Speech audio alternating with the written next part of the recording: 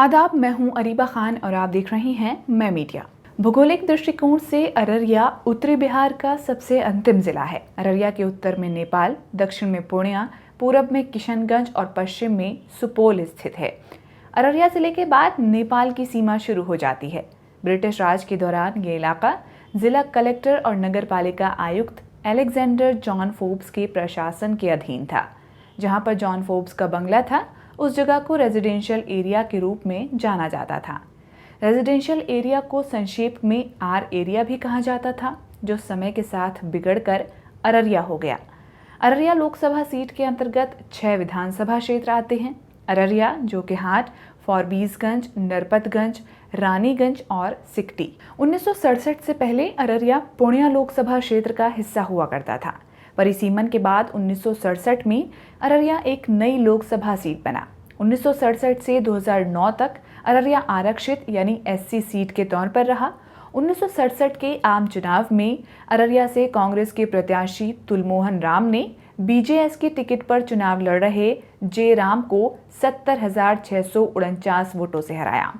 इस चुनाव में तुलमोहन राम को 1,19,954 वोट और उनके निकटतम प्रतिद्वंदी जयराम को 49,305 वोट हासिल हुए। 1971 के अगले लोकसभा चुनाव में भी तुलमोहन राम ने जीत का सिलसिला जारी रखा। इस चुनाव में भी तुलमोहन कांग्रेस की टिकट पर जीते। उन्होंने डूमरलाल बैठा को 83,185 मतों से शिकस्त दी। चुनाव में तुलमोहन राम को 1,34,162 वोट मिले। वहीं उनके प्रतिद्वंदी डूमरलाल बैठा को 50,977 मत प्राप्त हुए थे। 1967 से 1977 तक अररिया सीट पर भारतीय राष्ट्रीय कांग्रेस का कब्जा रहा, लेकिन 1977 के लोकसभा चुनाव में कांग्रेस को ये सीट गंवानी पड़ी। इस चुनाव में भारतीय लोकदल के उम्मीदवार महेंद्र नारायण सरदार ने कांग्रेस के तत्कालीन सांसद डूमरलाल बैठा को 1,08,534 मतों के अंतर से हराकर पहला गैर कांग्रेसी सांसद बनने का गौरव प्राप्त किया। उल्लेखनीय है कि तत्कालीन प्रधानमंत्री इंदिरा गांधी ने 1975 में पूरे देश में आपातकाल घोषित कर दिया था, जिससे कांग्रेस के प्रति लोगों में काफी नाराजगी थी। लोकनायक जयप्रकाश नारायण के नेतृत्व में इंदिरा गांधी सरकार के खिलाफ पूरे देश में आंदोलन शुरू हुआ। हजारों लोग जेल भेजे गए। 1977 का लोकसभा चुनाव आपातकाल के इर्द गिर्द ही लड़ा गया था। इस लोकसभा चुनाव में जेपी लहर के कारण कांग्रेस को बुरी हार का सामना करना पड़ा था। राजनीतिक पार्टी भारतीय लोकदल को इस चुनाव में शानदार कामयाबी मिली थी। पार्टी पूरे देश से 295 सीटें जीती थी। भारतीय लोकदल अररिया से भी जीतने में सफल रही।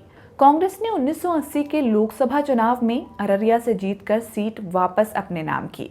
पिछले चुनाव में हारने वाले उम्मीदवार डूमरलाल बैठा को फिर से कांग्रेस ने टिकट दिया था।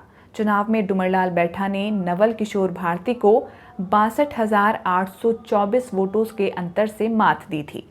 डूमरलाल ने 1984 के अगले लोकसभा चुनाव में भी इस सीट को जीतकर कांग्रेस की झोली में डाल दिया।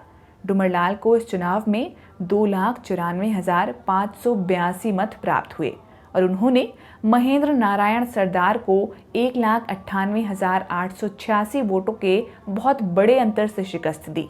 डूमरलाल बैठा 1925 में अररिया के पलासी प्रखंड स्थित बलुआ कालियागंज गांव में पैदा हुए थे। उन्होंने फॉरबिसगंज के ली एकेडमी, बीएन कॉलेज पटना और एआरए कॉलेज से शिक्षा प्राप्त की। बाद में उन्होंने पटना लॉ कॉलेज से कानून की पढ़ाई भी की। वे पेशे से वकील थे और दर्जन भर से अधिक बोर्डों के सदस्य रहे।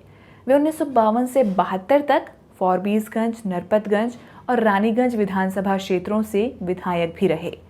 डूमरलाल बैठा ने अनुसूचित जाति, अनुसूचित जनजाति और पिछड़े समुदाय के उत्थान और विशेष रूप से इन समुदाय के बच्चों की शिक्षा के लिए कार्य किए।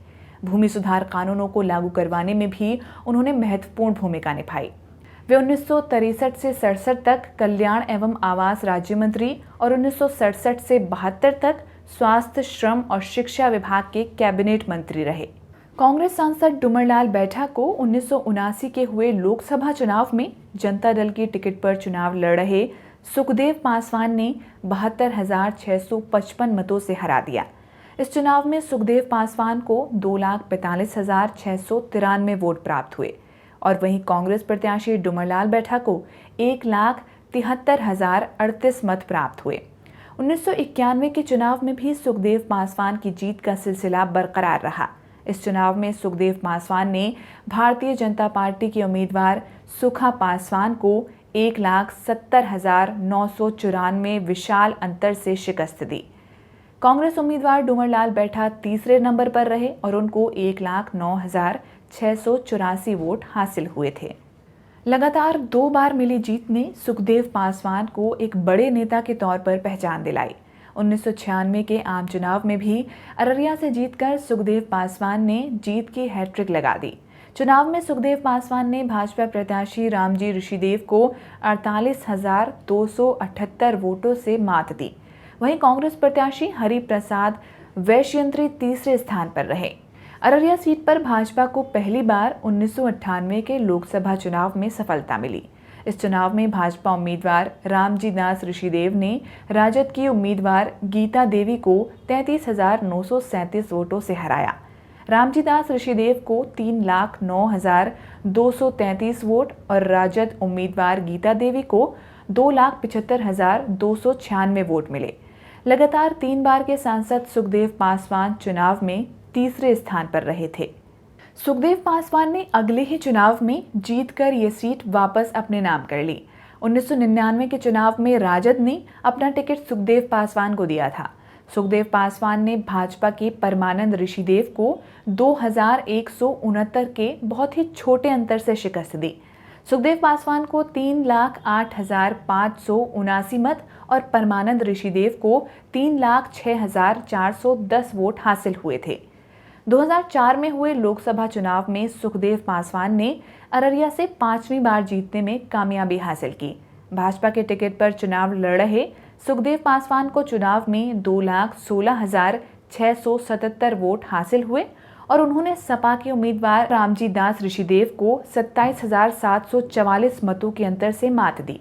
रामजी दास ऋषिदेव को चुनाव में 1,88,933 वोट हासिल हुए थे।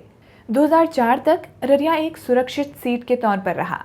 परिसीमन के बाद 2009 में इस सीट को सामान्य श्रेणी में डाल दिया गया।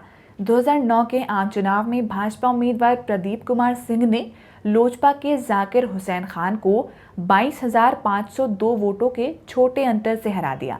इस चुनाव में कांग्रेस नेता डॉक्टर शकील अहमद खान को 49,649 मत प्राप्त हुए। डॉक्टर शकील वर्तमान में कटिहार के कदवा विधानसभा क्षेत्र से विधायक और बिहार विधानसभा में कांग्रेस के नेता हैं। 2014 के लोकसभा चुनाव में पहली बार कोई मुस्लिम उम्मीदवार जीतने में कामयाब हुआ था। राष्ट्रीय जनता दल के टिकट पर चुनाव लड़कर सीमांचल के कद्दावर नेता मोहम्मद तस्लीमुद्दीन ने भाजपा के प्रदीप कुमार सिंह को 1,46,504 वोटों के बड़े अंतर से मात दी। मोहम्मद तस्लीमुद्दीन को चुनाव में 4,07,978 और प्रदीप कुमार सिंह को 2,61,474 वोट मिले थे। सीमांचल के कद्दावर नेता और पूर्व केंद्रीय गृह राज्य मंत्री मोहम्मद तस्लीमुद्दीन का जन्म 4 जनवरी 1943 को अररिया जिले के जोकीहाट प्रखंड स्थित सिसोना गांव में हुआ था। पहली बार उन्होंने अपने पंचायत से सरपंच के पद पर जीत हासिल कर राजनीति में कदम रखा। 1964 में वे सिसोना ग्राम पंचायत के मुखिया भी रहे, फिर 8 बार विधायक रहे। अररिया, जोकीहाट और किशनगंज से बिहार विधानसभा के सदस्य रहे। मोहम्मद तस्लीमुद्दीन 1977 से 1980 के बीच बिहार सरकार के संसदीय सचिव और 1985 से 1979 के बीच जनता पार्टी के उपाध्यक्ष भी रहे। उन्होंने पहली बार 1979 में पूर्णिया सीट से लोकसभा चुनाव लड़ा था। चुनाव में तस्लीमुद्दीन ने सीपीएम के अजित सरकार को हराया। इसके बाद 1996, 1998 और 2004 के लोकसभा चुनाव में भी मोहम्मद तस्लीमुद्दीन किशनगंज सीट से सांसद बने। 2014 के लोकसभा चुनाव में अररिया सीट से चुनाव जीतकर तस्लीमुद्दीन 5वीं बार लोकसभा पहुंचे। मोहम्मद तस्लीमुद्दीन अपने राजनीतिक करियर में लगभग दर्जन भर संसदीय समितियों के सदस्य रहे।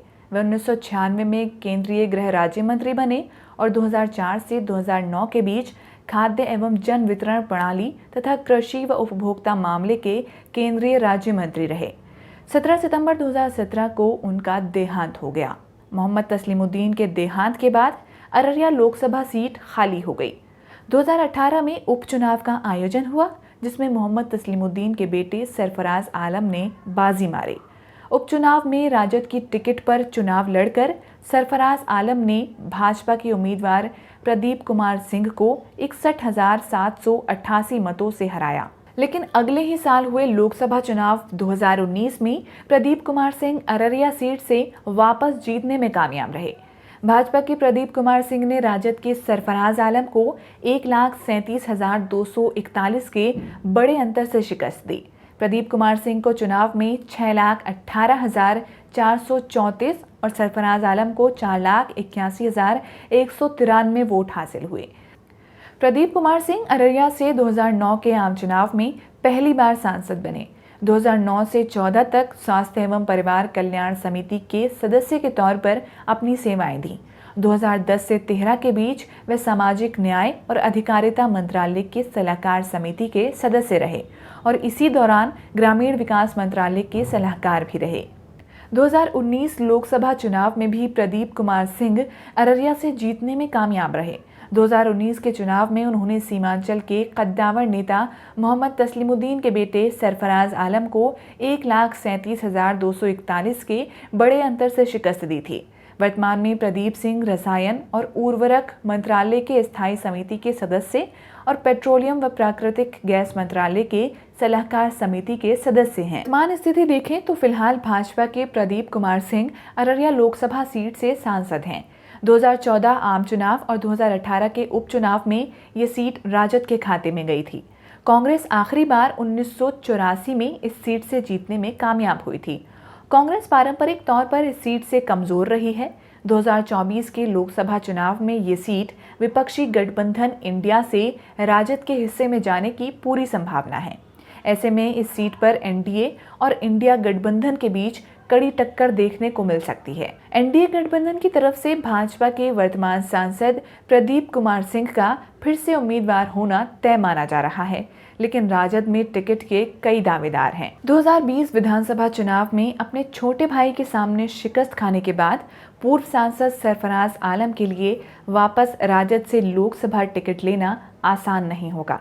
ऐसे में राजद नए उम्मीदवार के तौर पर तस्लीमुद्दीन के छोटे बेटे और राज्य के आपदा प्रबंधन मंत्री शाहनवाज आलम के नाम पर भी विचार कर सकती है।